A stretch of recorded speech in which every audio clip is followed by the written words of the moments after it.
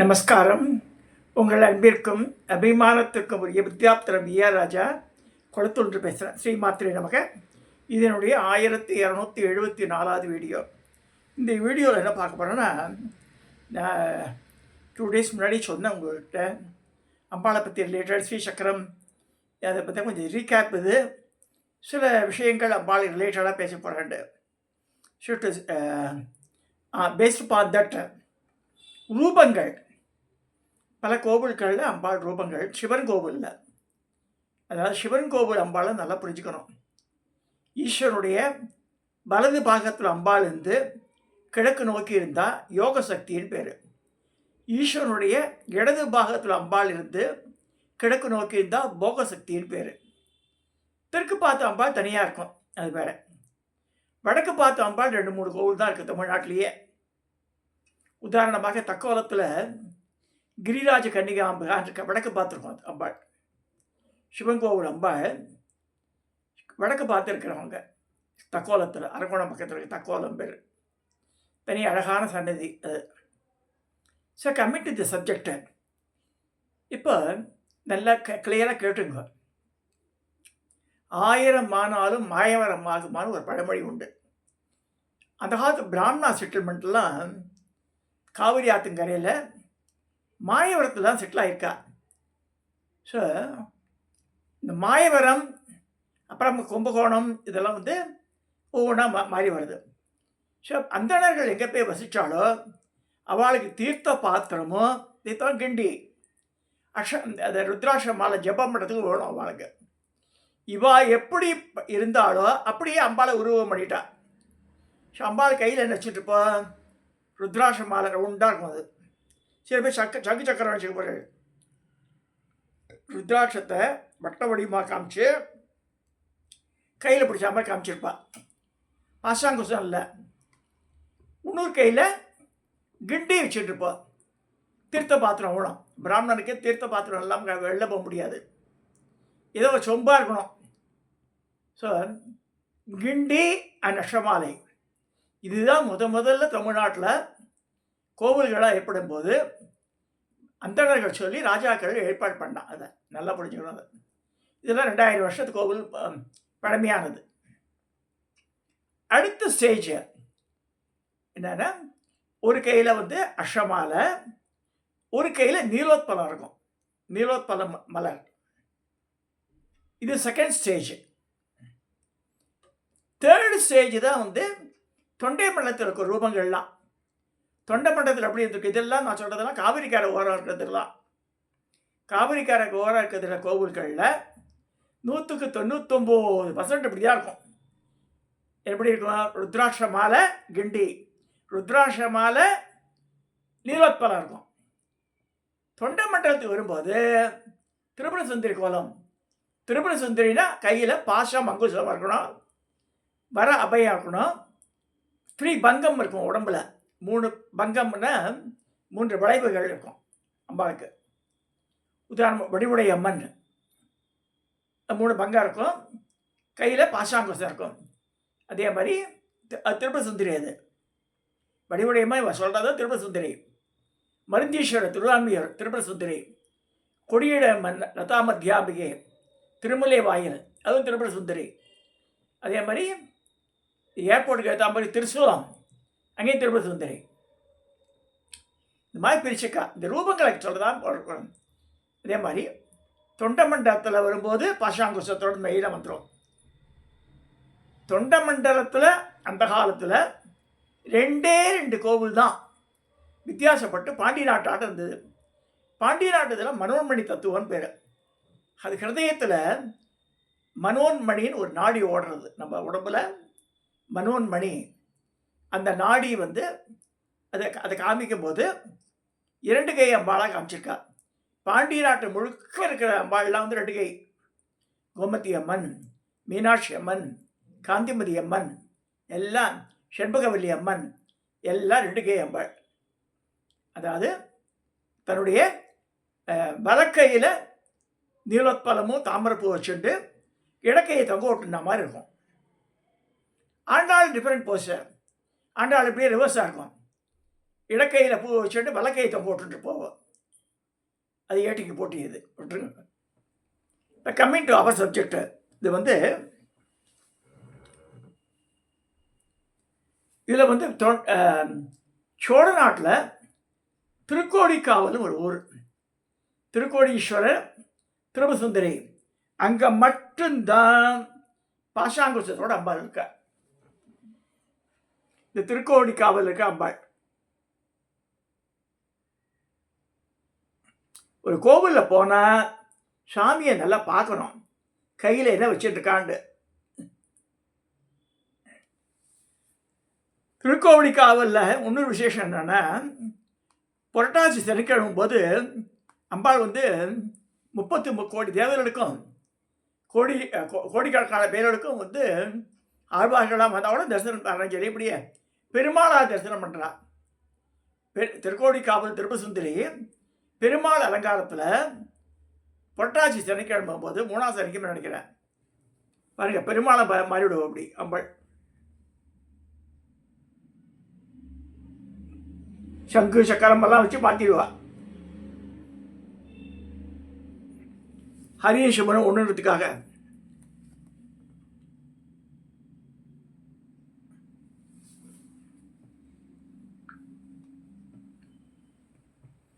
இது வந்து அம்பா சாமி அம்பாளம், திருக்கோடிக்காவல் திருப்பசுந்தரி, திருக்கோடீஸ்வரர்.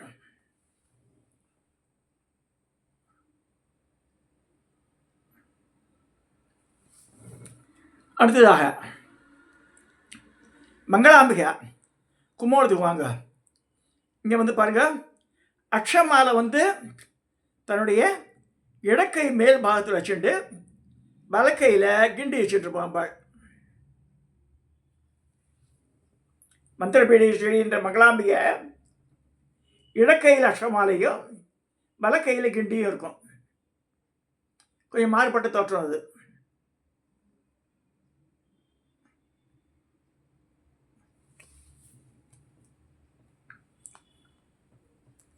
அதே மாதிரி அபிராமி வந்தா சொல்கிறான், ஆத்தாளை எங்கள் அபிராம வல்லி அண்டமெல்லாம் பூத்தாளை மாதுளம்பூ நிறத்தாளை புவியடுக்க காத்தாளை ஐங்கணை பாஷாங்குசுமம் கரும்பும் அங்கே சேர்த்தாளை முக்கண்டியை தொழுவார்க்கு திங்கிலே என்றார். நாங்கள் போய் பார்த்தா அப்படி இல்லவே அம்பாள். மூலஸ்தானம் பாடம் பிடிக்காது பாருங்க. மூலஸ்தானம் பாடம் காமிக்கிறேன். ஒரு கையில் அக்ஷமாலை, ஒரு கையில் நீலப்பழம் தான் வச்சுருக்கா அம்பாள். பாசமும் கிடையாது, அங்குசமும் கிடையாது, கரும்பு சாத்தி வச்சிருப்பா, அவ்வளோதான். அபிராமி பட்டர் லலித்தையே நினச்சி பண்ணினால லலிதாம்பா என்ன கையில் வச்சுருக்காளோ அதை தான் அசியம் பண்ணி பாடுறாரு அவர். இது தெரிஞ்சுக்கணும். அது சிவசைலநாதர், பாண்டிய நாட்டு முழுக்க 2 கை அம்பாள். சிவசைலத்தை மட்டும் பரமகல்யாணி 4 கையோடு இருக்கும் அம்பாள். மூலஸ்தானம் அம்பாள் கடத்தில் கிடச்சி சொல்லுவாள்.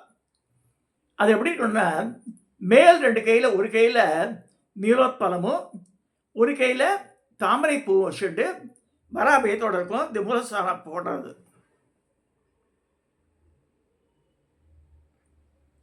பரமகல்யாணி சிவசைலநாத பரமகல்யாணி தெரியுதா உங்களுக்கு?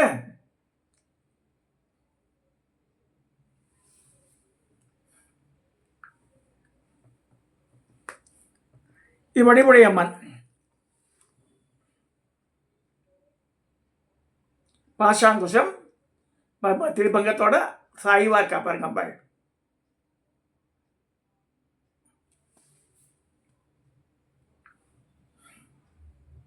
அகிலாண்டேஸ்வரி 2 கையிலையும் தாமரை பூ வச்சுட்ருப்போம். திருவானைக்காவலில் அகிலாண்டேஸ்வரி 2 கையிலையும் தாமரை புஷ்பங்களை ஏந்திருக்க பாருங்க. பராபயம் பாசம் கிடையாது, அங்குசம் கிடையாது, அக்ஷரபாலம் கிடையாது, நீலோத்பலம் கிடையாது, கிண்டியும் கிடையாது. இங்கே இது வித்தியாசமான தோற்றம். அது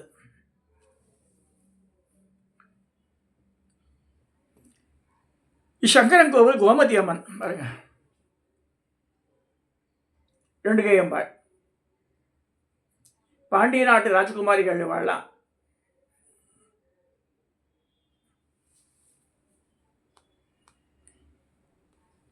இவ நெல்லை காந்திமதி அம்மன் மூலஸ்தானம்.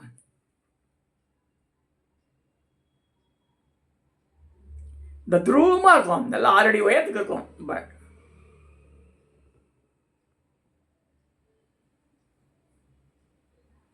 இடக்கையை தொங்க விட்டு வலக்கையில் புஷ்பத்தோடு இருப்போம். பெரிய பெரிய வழக்குகள் 2 சைடில் எழுதி வச்சிருப்பார். சரி, தொண்டை நாட்டு முழுக்கவே இப்படியா இருக்கா பாஷாங்கோசனை? இல்லை. தொண்டை நாட்டில் 2 கோவில் வித்தியாசப்படுறது. ஒன்று சின்ன அம்பாள், பெரிய கோவில். ஒன்று பெரிய அம்பாள், ஓரளவுக்கு பெரிய கோவில். ஸ்ரீகாளஹஸ்தி ஞான பிரசூனாம்பிகை, ஞானத்தையே சூழாக கொண்டவள். ஞான பிரசூனாம்பிகை ஸ்ரீகாளஹஸ்தி தொண்டை மண்டலத்துக்கு கீழே வருது அந்த காலத்தில். இப்போ ஆந்திர பிரதேசில் இருக்குது அப்படிங்க. ஸோ அந்த காலத்தில் கணக்கு எடுத்துட்டா இந்த பக்கத்து எல்லையில் திருப்பதி தாண்டி வடவேங்கடத்தை ஒட்டி இருக்கிற இடம் வந்து ஸ்ரீகாளஹஸ்தி. அந்த ஞான பிரசூனாம்பிகை 2 கையோடு தான் அம்பாள் இருப்போம். ஒரு கையில் நீலோத்பலத்தை வச்சுட்டு ஒரு கை தொங்க விட்டுப்போம். 6 அடி உயரம் இருப்போம் அம்பாள். ஆஜானுபாவாக இருப்போம். தெலுங்குக்கார புடவையோட கட்டின்னு இருப்போம். அதே மாதிரி திருவண்ணாமலையில் உண்ணாமுலை அம்மன். யாரும் முலையில் பால் குடிச்சது இல்லை. உண்ணாமுலை அம்மன். உண்ணாமலை அப்படின்னுவா, மலை கிடையாது, முலை. உண்ணாமுலை அப்பீத குஷாம்பிகைன்னு. அப்பீதம்னா யாரும் இந்த பால் குடிக்காத முலையை உடையவள். முருகர் விநாயகர் கூட குடிக்கலன்னு அர்த்தம். அப்போ ஸோ இந்த அப்பீத குஷாம்பிகை, அப்பித்தான்னு பேர் இருப்பாள். அவளுக்கு 2 கை, ஒரு கையில் நீலோத்பலம், ஒரு கை தங்கோட்டு இருப்பாள். அதே மாதிரி ஸ்ரீகாளஹஸ்தியில் ஞான பூங்கோதை, ஞானத்தையே சூழாக கொண்டவள், அவளும் 2 கை. மிச்சம் எல்லாரும் 4 கை தான் தொண்டை மண்டலத்தில். இது உண்ணாமுலை அம்மன். திருவண்ணாமலை இருக்கிற அம்பாள் சின்ன அம்பாள். அவ்வளோ பெரிய கோவிலுக்கு சின்ன அம்பாள் அழகாக இருக்கும். சின்னஞ்சிறு பெண் போலே இருக்க மாதிரி இருக்கும்.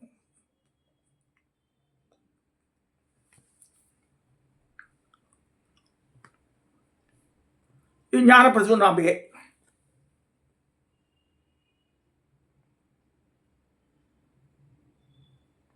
ரெண்டு கை. இது 6 அடி, இது 3 அடி.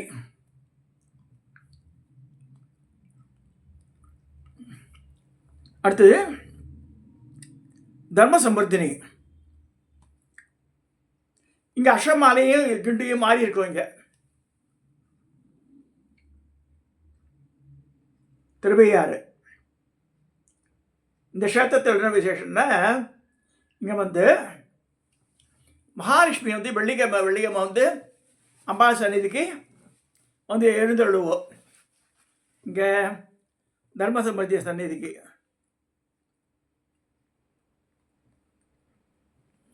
அதே மாதிரி இது திருவெண்காடு க்ஷேத்திரம். பிரம்ம வித்யாம்பிகைன்னு பேர். பாருங்க, மாறி இருக்கும். நீலோத்பலம் தகையில் இருக்கும், அஷமாலை தகையில் இருக்கும்.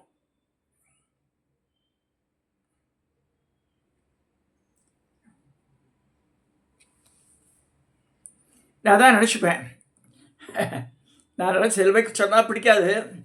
But fact is a fact. Parvati இருந்து கைலாசத்தில் இமவான் புத்திரி தான் அவள்லாம் முக்காடு போட்டுருப்பாள். லேடிஸ் எல்லாம் வந்து ஆண்களை பார்க்க இது பண்ணிருப்போம், மேலே வந்து மரியாதைக்காக முக்காடு போட்டிருப்பாள். இங்கே சவுத் இந்தியா வரும்போது பிராமணர்கள் பூஜை பண்ணிக்கிறனால நைன்யாஸ் புடவை கட்டிடுறா. அப்போ அம்மாள் நைன்யாசை கட்டியிருந்தா கிடையாது, 6 கேஜி தான் கட்டிருப்பா.